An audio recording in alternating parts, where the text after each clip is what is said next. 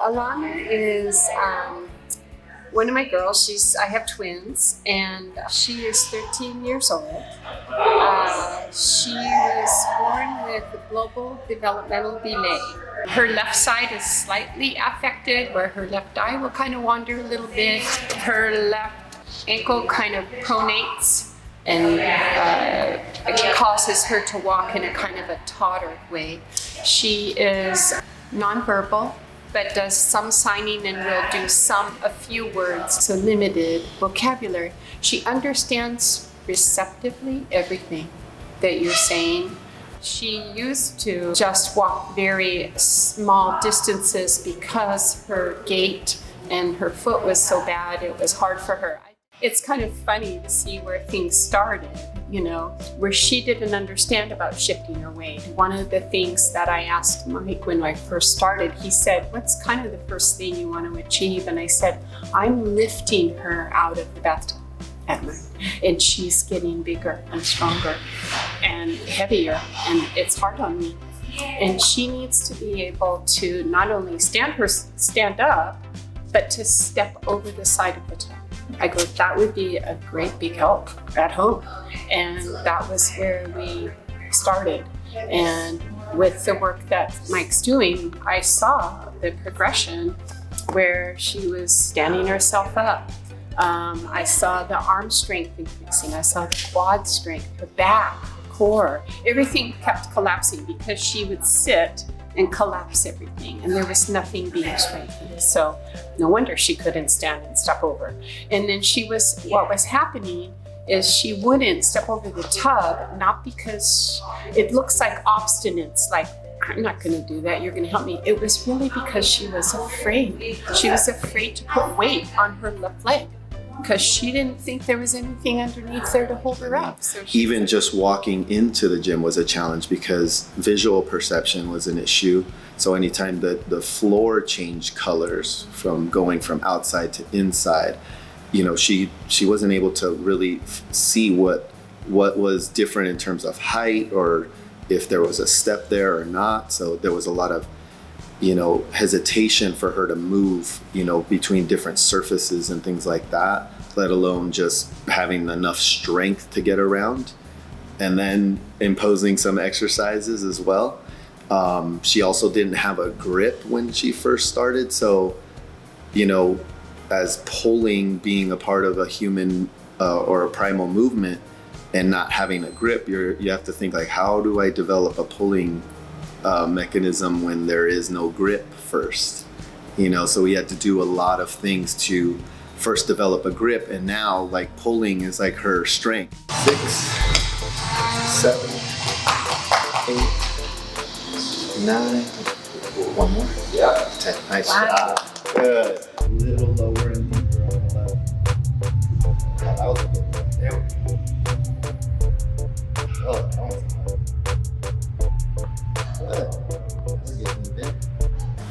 the consistency was definitely one of the biggest factors, and the follow through from the parent, to be here. Like, they hardly ever miss session, and they're super consistent, and they carry the work at home. So it's like we're working on step ups and we're working on squats, and this is going to help develop her functionality and getting in and out of the tub, and they follow through with how that transfers over to her daily life. So that's really what physical literacy is all about, is using exercise as a means to express human movement so that the child can engage with the environment however they choose to, or what's going to help enhance their quality of life.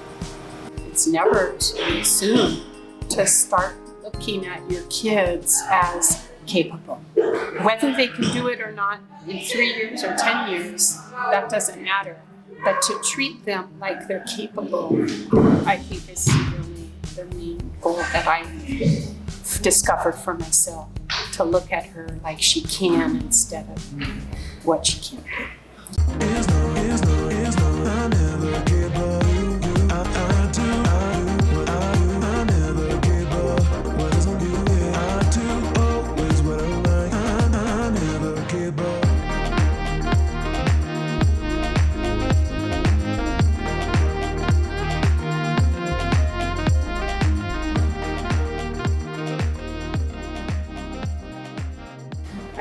fast forward almost 3 years later, I put a finger out and she stands up, and I just put a finger out and she steps over the side of the tub. And she's just this amazingly strong girl. Rich.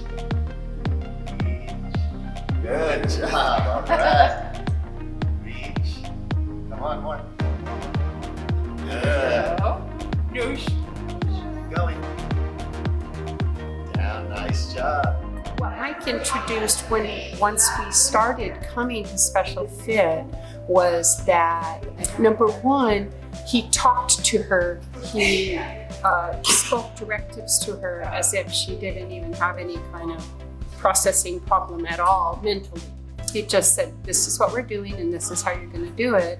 And I know she heard him, but it's funny because I learned how to talk to her in a better way because of Mike, and how to approach things that I'm asking of her, because her life is built around being asked to do things because she doesn't know how to initiate those things. Like, oh, I want to go work out. She wouldn't do that. So being that she's directed her life, in her life, the way to say it in a way that's powerful and strong and confidence building in her, not demanding, but confidence building because you trust they're going to understand it.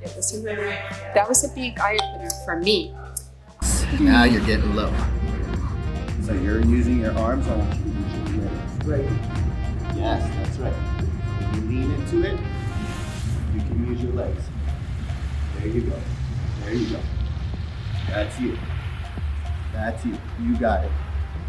Go. Just like most of our students that are non-speaking, it's tough to know what's going on inside. Having to either wonder, especially when there's not like a reliable source of communication, you have to be as empathic as you can. And Alana is just like every other student that I've worked with, that you kind of have to get past certain things and try to use your instincts to figure out what's going on. So whether there are days where maybe she doesn't just feel like moving versus when it's just, I'm being a 13-year-old today, all of those things, we just try to communicate with her and figure out, how do we get through today? How do we, with whatever might be going on, and say, hey, look, I don't fully understand, but I'm trying to understand, and I'm gonna help you through this process. Even though I presume her intelligence, I don't presume to know anything about what she might be experiencing internally.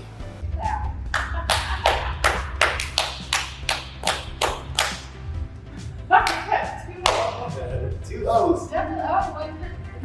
She's such an amazing student to work with because, number one, when she first came in, it was really difficult to engage with her. And as her movement has evolved, her social engagement has also evolved. So now I'm noticing that she's doing a lot more vocalizations and she's trying to communicate more, a lot more eye contact, a lot more seeking to connect with others. It's awesome to see because she's always walking in with her Superman doll, and she always wants to show other people, her doll. And she has a couple of phrases or words that she uses, and it's interesting that verbal communication is a small percentage of how human beings connect. And Alana's kind of a really good example of that because she can use one phrase.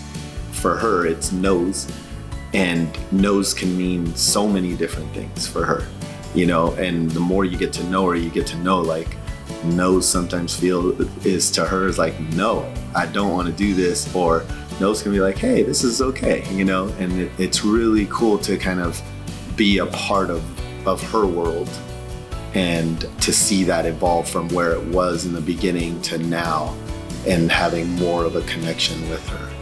Beautiful. It's created a new life for all of us, actually, but mostly for her. I think her confidence is up. She walks further distances. I would never consider anything like a prosthetic support for her ever. She, that is completely passed us by.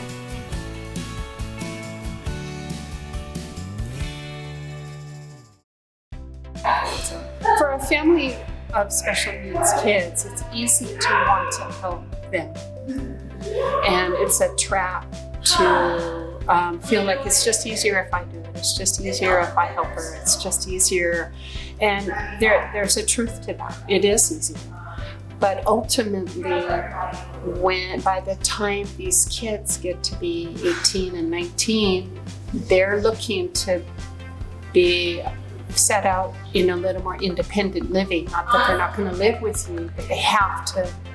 That isn't the time to start treating them as independent people. It's now. And that's, independent thinkers, taking care of their bodies and getting stronger and pushing through. The discipline of a workout is hard.